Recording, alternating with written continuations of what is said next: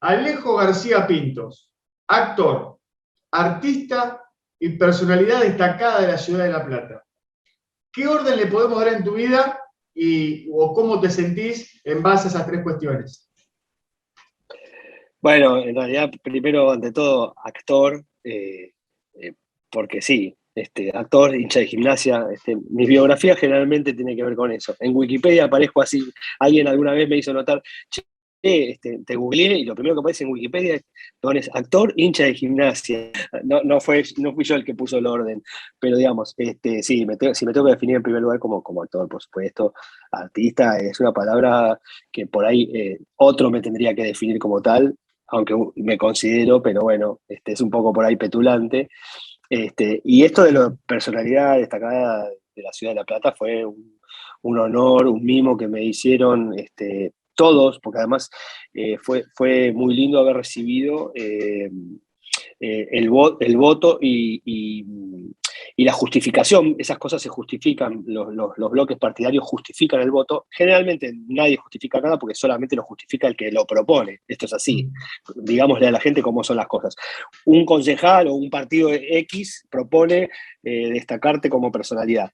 Y todos aprueban, porque después a la otra semana otro partido propone y así sucesivamente. En mi caso yo tuve la suerte, el honor y agradezco mucho que todos los bloques pidieron la palabra para justificar esa nominación, y de eso me siento muy orgulloso, porque todos los partidos políticos, sabiendo cómo pienso, igual justificaron el voto positivo para que me destacaran como personalidad de cultura, de la ciudad de La Plata, perdón. Interesante, Ale. Sí, está bueno eso. A veces se puede saltar Sí. Cuestiones ideológicas o personales y está muy bueno. Y lo has hecho. Igual con esto lo lograste, claramente. De chico, el sueño iba por otro lado, Ale. Leí bombero, médico, abogado. No sé si es porque es el típico sueño de todos los que cuando sos chiquito, pero digo, ¿no parecía la actuación en primera plana, digamos, al principio? No, de chico no. Honestamente, hasta los 15 años, que fue cuando me crucé con mi amigo de la primaria, José Luis Gratti, que fue el que me contó que él estaba estudiando teatro y me dijo, vos deberías venir, y yo dije, uy, sí, y bueno, y ahí comenzó todo.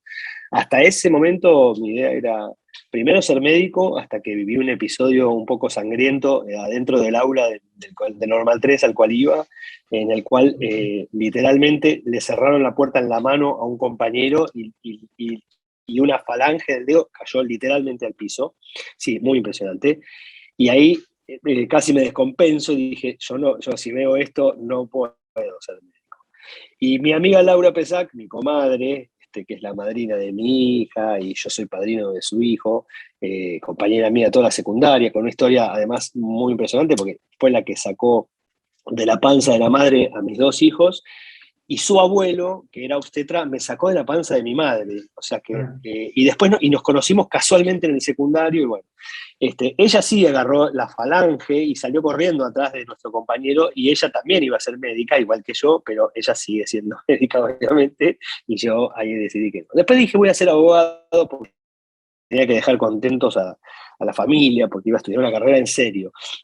Cuando empecé con el tema del teatro, dije, bueno, voy a seguir teatro y abogacía. Y ya cuando, mirá el inconsciente lo que es, ¿no? Porque ya cuando me di cuenta que yo abogacía ni loco iba a seguir, porque además mi abuelo había sido abogado, juez, mi hermano es abogado, mi hermana, además de ser licenciada en Recursos Humanos, está estudiando Derecho también, o sea que gracias a Dios mis hermanos me salvaron de esta cuestión del mandato, pero claro, yo tenía que decir que iba a estudiar abogacía para que crean que iba a ser algo serio. Hasta que finalmente les dije, bueno, pero me voy a ir a estudiar a España, les dije, a mi mamá, sobre todo a mi mamá. Y ahí mi vieja me dice, ¿cómo vas a ir a estudiar a España? Abogacía y teatro, las dos cosas, porque elegí una, por lo menos, bueno, teatro. Bueno, me dijo. Así que la convencí por eso. Qué bien estuviste, ¿eh? Sí. Fue el inconsciente. Otra cuestión que estuve leyendo por ahí, Ale, más allá de tus comienzos y de cómo se termina dando esto, no te diría por casualidad, pero por lo menos no estaba en las prioridades, digamos, de tu laburo de de actor y de artista, porque sos un tipo completo, porque has producido, o sea, digo, ¿el tema de la religión también estuvo presente muy fuerte en un momento en tu vida? Sí, sí, yo, fui muy creyente hasta tercer año del secundario, digamos. Había hecho las cosas así, el clásico, ¿no? Había tomado la comunión, Claro, me estaba preparando para la confirmación. Y en eso de ir a la confirmación, ahí en la Basílica de la esquina de Sagrado Corazón, en la esquina del Normal 3, que es donde yo iba, me iba a preparar los sábados y los domingos iba a la misa de ahí generalmente, y un día llegué, mirá, ¿por qué, no? Pero bueno, es como que largué los hábitos, entre comillas. Había un cartel en la puerta de la iglesia que decía algo así como que lo que los fieles dejábamos de limosna cada domingo era el equivalente a, y habían pegado 2 caramelos, o decía literalmente, o sea, lo que usted deja es el equivalente a, y había pegado 2 caramelos, y habían pegado un boleto de colectivo mínimo. No puedo seguir viniendo a un lugar en donde me echan en cara la plata que dejo. Este, en realidad, después con los años me di cuenta que evidentemente mi vocación religiosa no era tan fuerte. Sí, por claro. supuesto, sigo teniendo mis creencias, pero he ampliado las creencias. Creo en todo. Bien, muy bien, sí, sí, está clarito y a veces hay cuestiones que a uno lo hacen, ¿viste? Lo impactan, cuestiones casuales, como en este caso, ver justo lo que quería decir una limosna, supuestamente, y sí, a veces un ejemplo gráfico, ¿viste? Te llega más. Y hablando de llegar más, yo hablaba de Normal 3, hablaba del boleto del colectivo, yo usé igual los de colores, llegué, muy poquito, pero llegué, tengo 35, ¿vale? Me imagino que habrás hablado 200 millones de veces del tema del rol de Pablo Díaz en La Noche de los Lápices, ¿no? Porque vos tenés hitazos, digamos.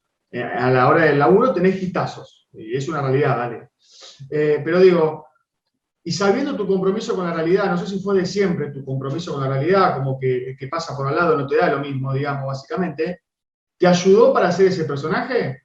Que a la que tenía un gran compromiso social empezó siendo por el lado de mi abuela materna, que ella era docente jubilada, pero que había ido presa en el 55 por ser dirigente gremial de los docentes. Después mi vieja, lo mismo, mi vieja ayudó a gente que estaba pasándola mal y que tenía que irse de su casa, pues los venían a buscar. Ayudó a gente a que pasaran en casa unos días, porque bueno, si no, los chupaban, literalmente. Entonces, digamos, creo que de ahí un poco también viene crecí con gente, por el lado de mi viejo también, muy politizado, porque mi abuelo había sido muy militante del radicalismo, mi abuelo, y mi abuela, mi vieja, obviamente, por el lado del peronismo. Este, y bueno, entonces mamé bastante de todo eso. Yo nunca fui un militante de un partido político, pero bueno, qué sé yo, las acciones que hago a veces tienen un poco que ver con eso.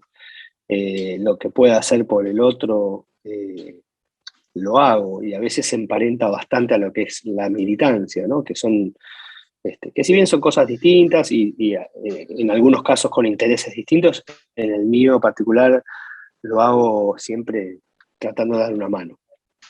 Sí, se nota, Ale, yo creo que la gente lo sabe. Y te voy a hacer esta pregunta, ¿no? Porque fue un personaje icónico el que hiciste vos, obviamente muy representativo de la historia en particular, pero después, ¿cómo es el laburo de salir de un personaje que pegó tanto en la gente, ¿viste? Porque capaz que no te digo que te decían Pablo Díaz, pero viste que a veces pasa, haces un personaje, pega tanto, hasta empezás no a vivir la vida del personaje, pero te No, sí, mimetizás, ¿o no?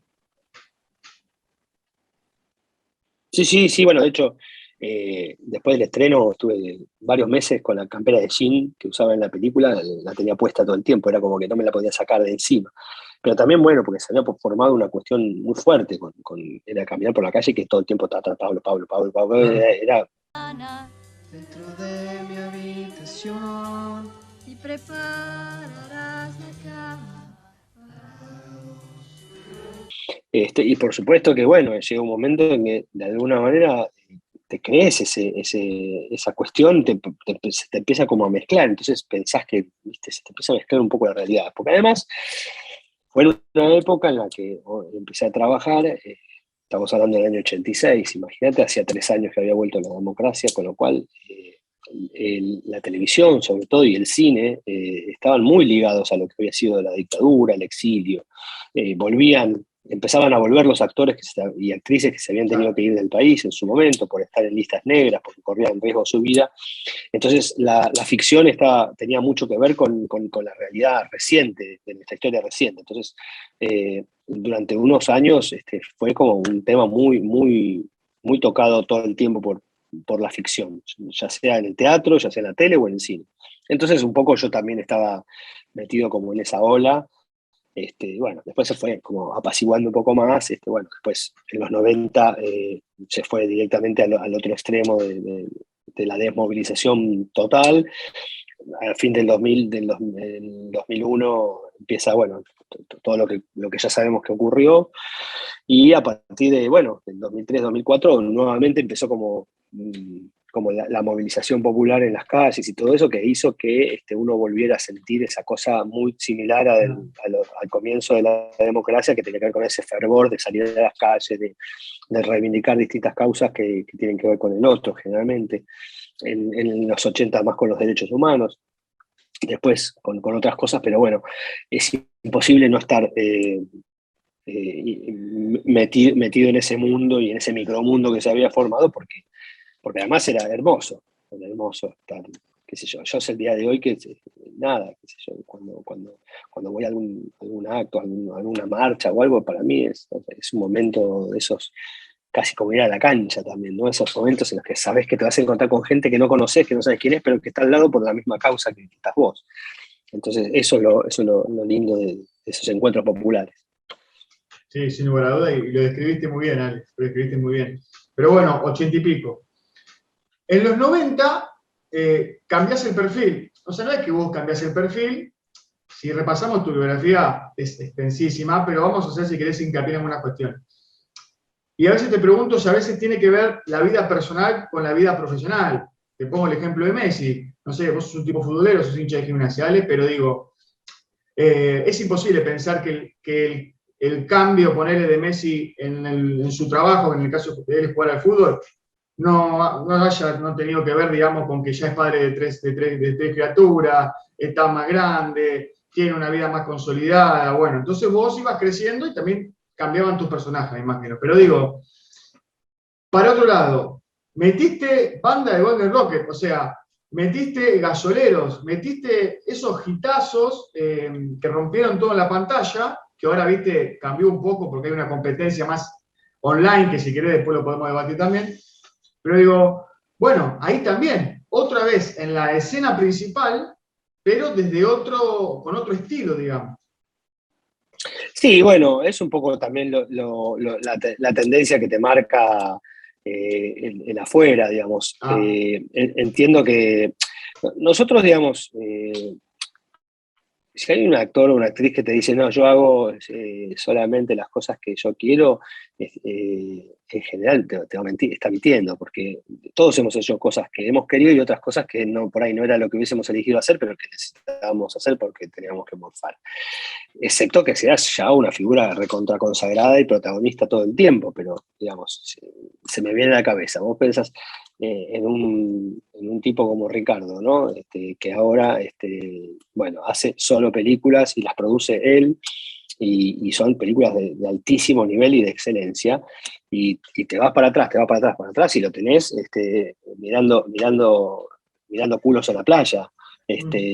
Con películas de la playa de amor y esas cosas, ¿no? Entonces decís, ¿cuál es el Ricardo? Y el Ricardo es aquel y es el mismo, o sea, no cambia, lo que cambia es la circunstancia, pero a todos nos pasa. En los 90 había una televisión un poco más costumbrista, con gasoleros, con jóvenes más, más tibiones, como en la banda, que viste que, qué sé yo, ya sabía el fervor de la cosa de la militancia, de la política y de todo eso, y de los derechos humanos se había pasado. Esto era claramente, es así. En la obra que estoy haciendo ahora, justamente hay un texto que digo, en un momento que digo, que le presenté un proyecto, hago de un director de cine, ¿no? Y le cuento al personaje que hace Miriam Mazar, le digo que la película que hice, mejor dicho, la quise hacer en coproducción con Argentina, pero que los 3 productores más importantes de la Argentina, cuando les presenté el proyecto, me dijeron que Los Desaparecidos y El Exilio no vende. Entonces, pero es cierto, esto piensan, digamos, ¿no? Y yo no sé si tiene que vender o no, lo que sí tiene que seguir vigente, para mí. Pero bueno, los 90 fue un claro ejemplo de desmovilización y eso se tradujo obviamente en la pantalla del cine, de la tele, incluso en las propuestas teatrales. Después a medida que fue, después ya en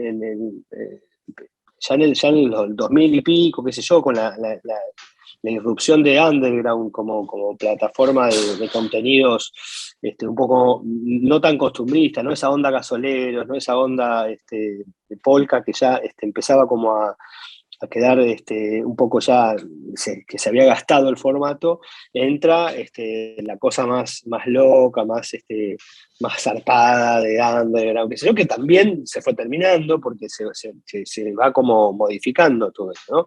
De vez en cuando alguna tira histórica, como Argentina, Tierra de Amor y Venganza, emulando un poco a las tiras de época que por ahí se hacían en los fines de los 80, pero digamos, todo va mutando de acuerdo a también lo que pasa en el mundo. Seguramente vamos a tener de ahora en más muchísima ficción en la que la palabra pandemia o los barbijos estén presentes. Esto va a ser inevitable. Sí. Y hablaba de los 2000 y te metiste también, Ale, otra vez ahí Alejo protagonizando historias diferentes que nada tenía que ver con lo que venías haciendo. Y es de la mano de Cris Morena, Rincón de Luz, Floricienta, Chiquititas, Casi Ángeles. También, Ale, ¿sí? O sea, es una realidad, no es para que vos digas, no. Todos hitazos también. Todos hitazos. Obvio. No, sí, además, a mí siempre lo digo, a mí me encantó hacer toda esa. De hecho, actualmente estoy dando un taller de 4 clases, un taller cerrado de 4 clases sobre chiquititas en la escuela de Cris Morena, la escuela que tiene de actuación, de formación artística, que se llama Otro Mundo. Me invitó a dar un taller, una especie de seminario. Y la verdad que es alucinante, porque vos pensás que la última emisión de Chiquititas fue en el 2006, estamos hablando de hace 15 años, y vienen chicos de 8, 9 años, 10 años, o sea, que ni siquiera habían nacido cuando se hizo el programa. Y que la ven por Netflix, por ahí, o por YouTube, y son generaciones que siguen viendo esos programas. Y más allá de que hoy por hoy son programas que no se podrían sostener, porque la cultura de lo que se dice en ese tipo de programas serían cancelados inmediatamente, porque era otra cultura. Sin embargo, los pibes vienen, lo empecé hace 2 sábados, me quedan 2 sábados más y termino, pero el primer sábado yo me quedé alucinado. Los pibes se saben todas las canciones, los diálogos, saben todo. Y decís, ¿en qué momento vieron esto con toda la oferta que tienen? Porque tienen todas las plataformas habidas por haber y van y consumen cosas de hace 15 años. Entonces eso habla de un fenómeno que bueno, seguirá por un tiempo más, no sé por cuánto, pero claramente los proyectos de ellas son proyectos que tenían y que siguen teniendo algo de vigencia, por lo menos desde la fantasía, desde la ilusión, y eso me parece que no se va a tener nunca. Sí, totalmente, vienen por ahí, Ale. Obviamente le decimos a la gente que esté mirando que se puede meter a chusmear toda la historia de Ale, que es muy, pero muy importante, pero elegimos algunos hitazos, como le estamos diciendo, que protagonizó Ale, y en base a esto te pregunto, yo siempre dije lo mismo, Ale, yo no sé cómo hubieses, si querés haciendo una analogía con el fútbol, que nos gusta, yo no sé cómo hubiese sido con 18 años y un contrato millonario.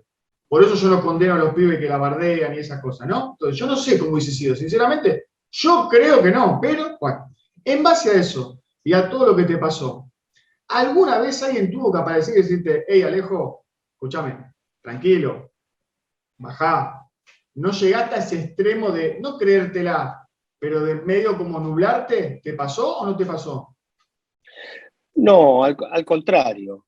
Si hay algo que por ahí me puedo, no criticar, pero me puedo reclamar a mí mismo es, podrías haber creído, te la podrías haber creído un poquito más, sobre todo en algunos momentos. Pero también siempre digo lo mismo, ¿no?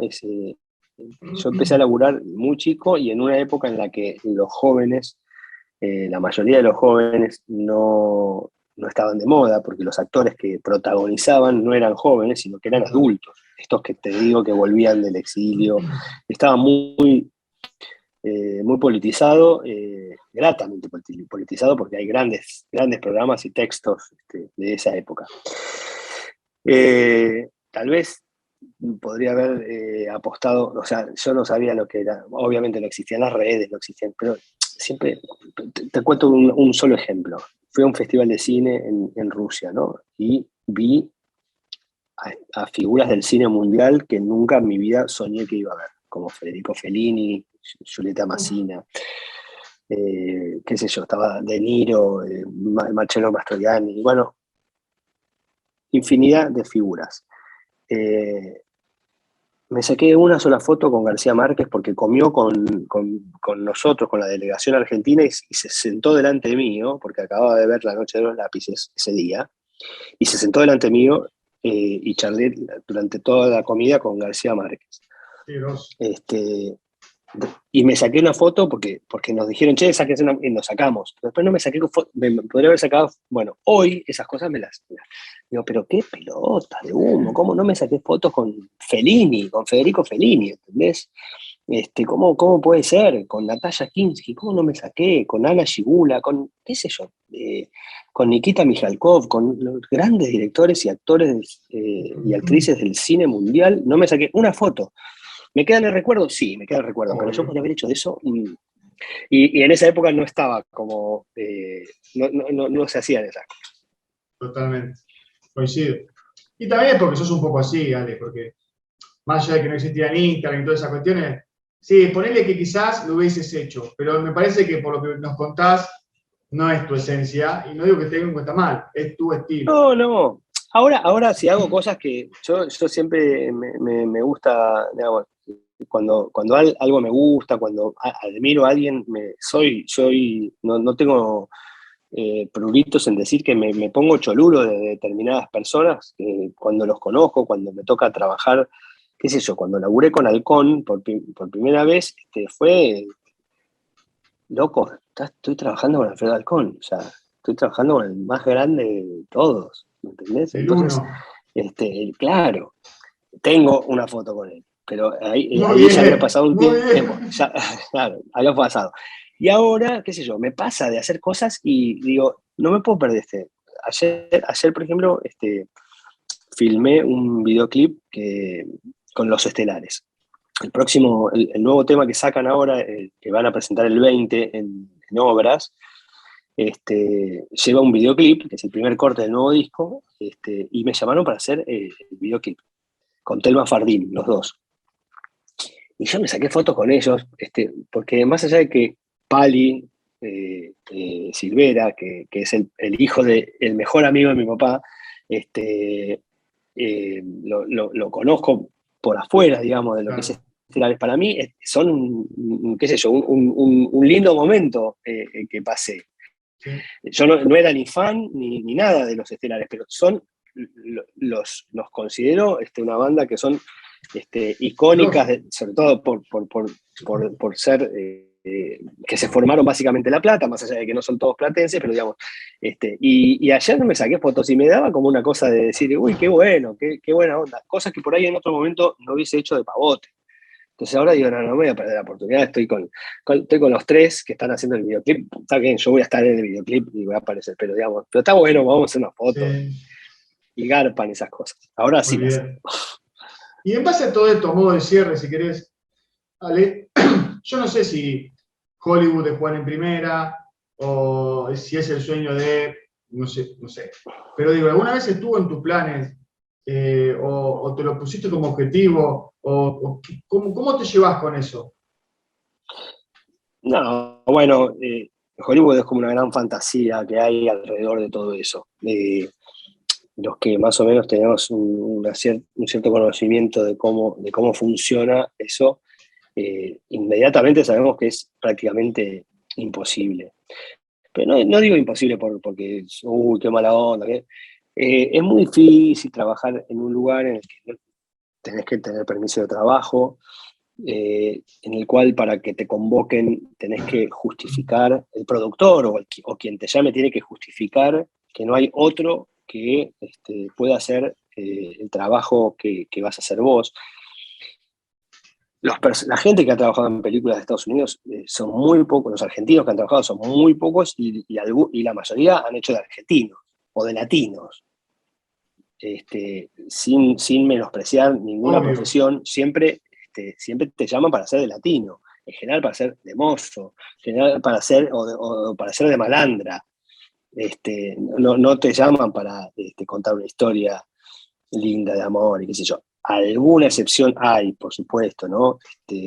Ahora, la actriz de Gambito de Dama que llegó a Inglaterra, vivía allá y se crió allá y se formó allá. Qué sé yo, a Ricardo lo han llamado para hacer y no quiere ir a Hollywood. No. Norma Leandro en su momento hizo una película, después no volvió a hacer más cine allá, porque, qué sé yo, no es tan sencillo, no es una fantasía. Por supuesto que me gustaría sí en España, claro que me gustaría, porque ahí sí hay una cosa que es más cercana, que uno puede hablar, el español es algo que podría hacer, digamos. Ahora, actuar en inglés, tenés que ser nativo, si no se dan cuenta. Y no llaman, es un gran mito.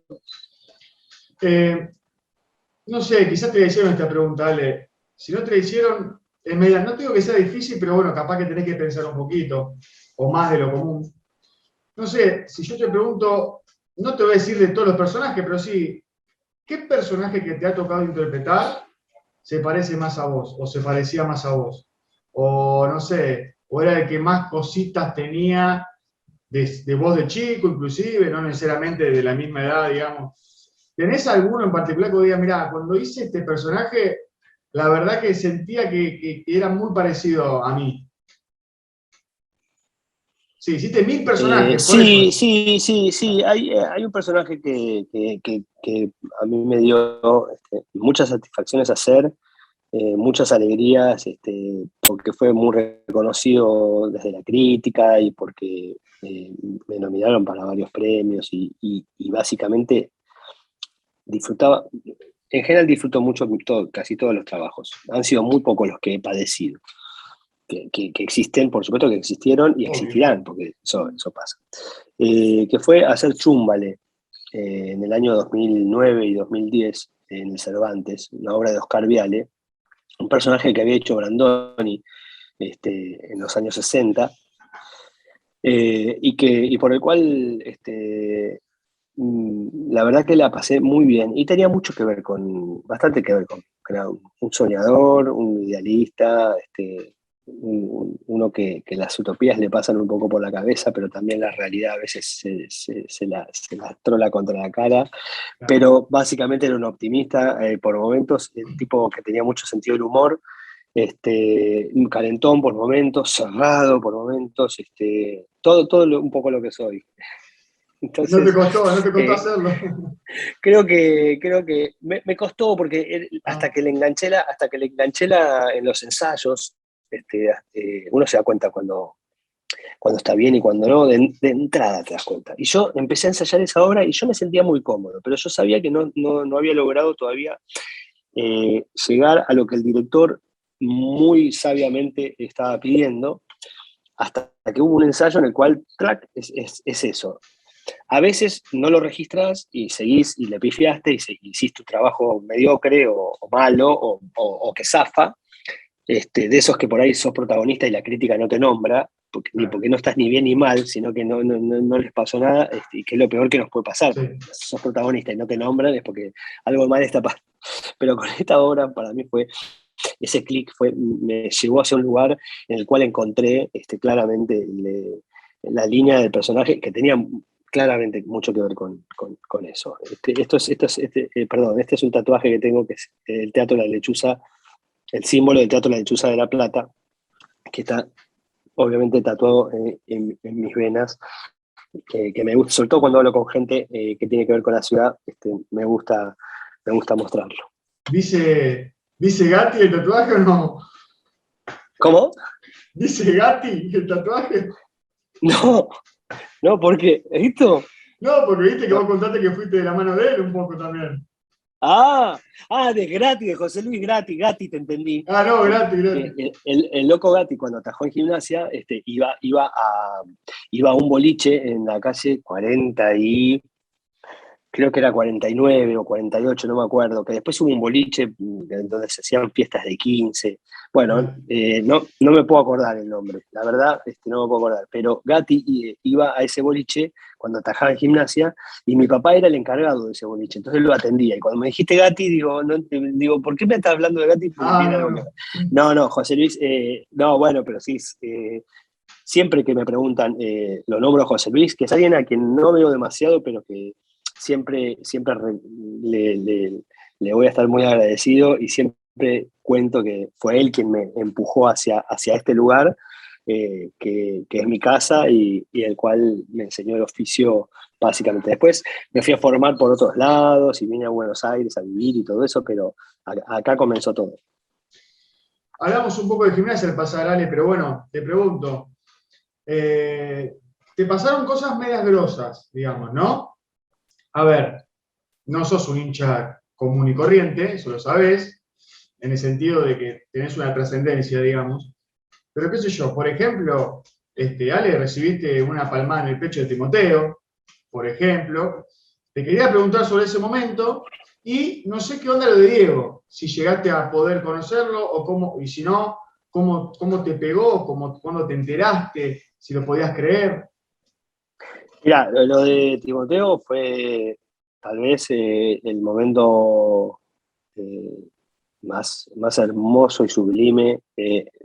Lo único que me faltó fue mi papá, en realidad, que se había ido un año antes. Entonces, la verdad que lamento que mi papá no haya podido verme. Me convoca Pedro Troglio, después de la inundación, a un festival benéfico, un partido benéfico. Fuimos con Benja Rojas a La Plata, nos fuimos juntos para allá, y cuando llego, estaban los dos vestuarios ahí en el polideportivo, y intuyo que en las canchas de fútbol del pasar nunca fui a un vestuario, llegué hasta donde es la sala de conferencia de prensa del estadio, pero nunca fui a los vestuarios. Pero supongo que en la puerta del vestuario debe estar el papelito con los nombres de los jugadores que juegan de titular y los suplentes y todo eso, ¿no? Y cuando llego, viste, yo iba. Es más, me habían prestado unos botines para fútbol para fútbol 5, porque no tenía ni botines, porque yo soy un perro además jugando. Me encanta el fútbol, me encanta ver todo, pero soy un perro. Y cuando veo así, lo veo a Vega en el arco, el Coco San Esteban, Pedro Troglio, Gustavo, Guillermo y yo, el equipo. Y yo no lo podía creer, ¿viste? Y yo miraba la lista y decía, no puede ser. Y en eso, claro, y entro al vestuario, me dan la ropa, me pongo la camiseta, llegaron Gustavo, Guillermo, que ya nos conocíamos, bueno, con Pedro somos amigos, y nos este abrazo, que yo, y el Coco San Esteban, que no lo conocía, pero tengo una camiseta de él que me regaló Carlitos Anacleto, que fue compañero mío en la primaria, Carlitos Anacleto, y un día, la primera camiseta que tuve de un jugador me la regaló Carlitos, la del Coco San Esteban, que me acuerdo que me dijo, tenía dos camisetas, me dice la de Fito Reinaudo y la del Coco, la del Coco, el Coco San Esteban, la número 2, bueno, de manga larga, una belleza. No porque no quisiera tener la de Fito, pero me parecía demasiado pedirle dos camisetas, y de las dos tuve que elegir una, elegí la del Coco, obvio. Y me tocó jugar con él, y le conté la anécdota. Y bueno, hice 2 goles, uno que pase de Guillermo, otro pase de Gustavo, a Cristante, y cuando estoy por salir, no estaba preparado lo de la palmada, pero nos toca salir primero a nosotros, y me mandaron a mí adelante de todo, y en ese momento me la ficha y dije, yo no me puedo perder.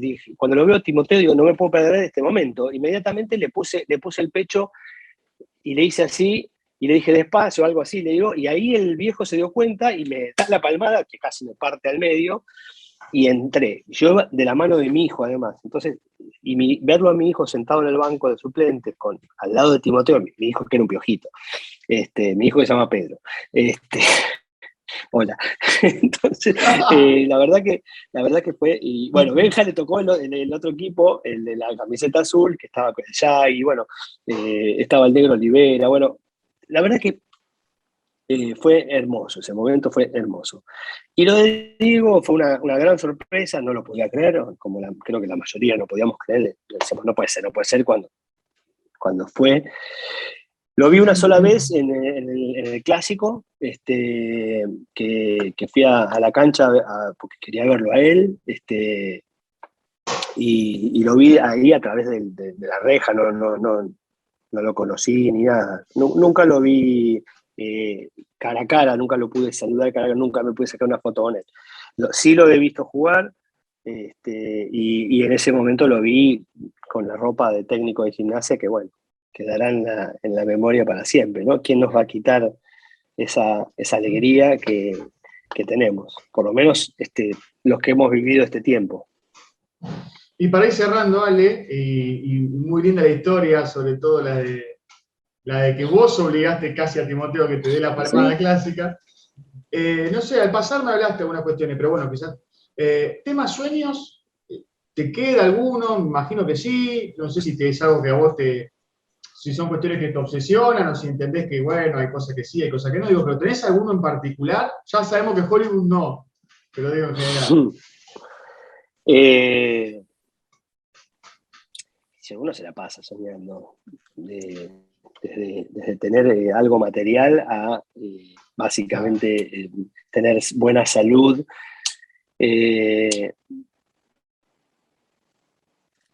¿Qué sé yo, Fer? ¿Qué querés que te diga? O sea, lo obvio, ¿no? Uno sueña con el tiempo que está en este mundo, en este plano, tratar de pasarla lo mejor posible, ayudar lo más que se pueda a quien lo necesite, pero básicamente, bueno, creo que, y estos últimos años tiene que ver ya con que uno cuando pasa los 50 ya entra en otra curva. Yo tengo ya casi 55, así que imagínate que lo único que pienso es que es seguir rodeado de amor y vivir en amor. Todo lo demás, como dice Hamlet en el final, es silencio. Entonces, la verdad que no me importa otra cosa que no sea vivir amorosamente con las personas con las cuales uno decide compartir la vida, con las que uno se relaciona, con los amigos, con los colegas. Son momentos en los cuales yo no podría soñar otra cosa que no sea esa, porque estamos a esto o a nada de verdad de pasar momentos horribles que ya sabemos, y si bien sabemos que este país es cíclico y que cada 10, 12 años explota todo y volvemos a surgir, ya sabemos, o sea, los que, bueno, yo tengo 20 años más que vos, pero quiero decir, te das cuenta que cada 10 años esto explota. Bueno, ojalá, qué sé yo, mi sueño es que no explote, sí, viste, que alguna vez podamos seguir de largo, agarrar otra ruta, decir, no, explotó por otro lado, y seguir, no sé, sería eso, no mucho más, no soy muy original. No, comparto, Ale, o sea, no es necesario ser original, esto que estás planteando vos es muy interesante, ¿viste? Que no detone la bomba, sabés que está, pero bueno, de última, que retrasar un poquito la detonación justamente. Y recién hablaba, para ir así finalizar, de pasarla bien, de estar en familia, de tener salud, de divertirse. ¿Cómo es el tema de las vacaciones en tu vida? Me imagino, no sé, vos me dirás si tuviste las vacaciones de pendejo con tus amigos y con tus amigas, después la familiar, después ya en pareja o no, con tus hijos. Bueno, en alguna de todas esas movidas o salidas para descansar, ¿metiste en algunos lugares lujosos? ¿O un hotel 5 estrellas o un all inclusive, digamos? ¿Metiste? Sí, sí. Me metí de todas las versiones. De 1 a 5 estrellas metí todo. Por suerte. Algunas por trabajo, me ha tocado viajar mucho por trabajo. Los Claro. actores, cuando hablamos de vacaciones, es un tema. Generalmente los actores tenemos vacaciones cuando podemos, no cuando queremos. Porque uno está a la expectativa de que si viene la temporada de verano, de trabajar en el verano. Si vienen las vacaciones de invierno, trabajar en vacaciones de invierno, que es un momento fuerte para el teatro, por ejemplo. Claro. O de estar haciendo alguna ficción, etc. Sí tuve la oportunidad, así, hablando de esos momentos mágicos de decir, ay, qué lindo, de estar en un all inclusive en Cuba, compartiendo las playas de Cuba que son increíbles con esa cosa, voy a decir una obviedad, pero eso de morfar, chupar, todo el tiempo. Eso te Y iba a que preguntar. que andás con una pulserita y las ojotas, o sea, que lo único que tenés que llevar es eso, y un traje de baño, obviamente, pues si no sería un all inclusive nudista, pero no, fui a un all inclusive tradicional. Y la pasé bomba, la verdad que la pasé, me encanta, sí, sí, reconozco que ese tipo de cosas a mí Pero a ver, ¿has llegado, no me sé, fascinan. a clavarte un pedazo de pizza a las 2 de la mañana o a eso no Sí, llegaste? sí, Ah, sí, sí. no, no, además son esas cosas bueno, nada, como no, la gente que está muy acostumbrada a poner a hacerlo todo el tiempo, va mainando con todo la ansiedad. Cuando no lo haces mucho, muy seguido, viste, es como que te desbordás y atacás. Es una cosa de locos, ¿no? Que decís, pará, flaco, pará que se va a notar mucho, que estás comiendo demasiado. Es como si esa cosa de se acaba el mundo. No, no se va a acabar, pero bueno, uno lo hace igual. Sí, sí, claro, sí, sí. Y esto de un trago a las 3 de la tarde o a las 10 de la mañana, qué sé yo. En Cuba arrancaba a las 10 ya arrancaba con mi trago y 11:15 estaba flameando por el agua. Haciendo la plancha, Es ¿no? Boca así. abajo. Sí, no, con cuidado porque estaba, qué sé yo, era una maravilla. No, eso me encanta, me Qué encanta. lindo, Ale. Qué lindo que hayas podido también vivir esas cuestiones, ¿no? Obviamente, porque como vos decís, fuera de joda, el laburo de ustedes es como el nuestro, quizás, no es de oficina. No tiene una oficina, no tiene un Exacto, horario, no tiene un carajo, pero tiene muchas exacto. cosas lindas también, ¿no? Las dos cosas. Sí, Así que, Ale, bueno, gracias por este ratito. Y por ya te favor. digo, me interesaría mucho, hablando de todo el inclusive, en base a cómo te sentiste, te pido sinceridad. Imagínate que esto es un all inclusive, no es Cuba, obviamente, pero bueno, de 1 a 5 estrellas, más o menos, un estimativo, te pido cuánto le ponemos a este momento que vivimos. Mirá, si hubiera 6, pondría 6, pero como el máximo 5, voy a ponerle 5, porque la verdad que sos un capo, sos un generoso, sos un tipo divertido, muy buena onda, preguntás cosas, vas por todos lados, la verdad que siempre se la pasa bien, como Fer, así que de verdad, 5 stars.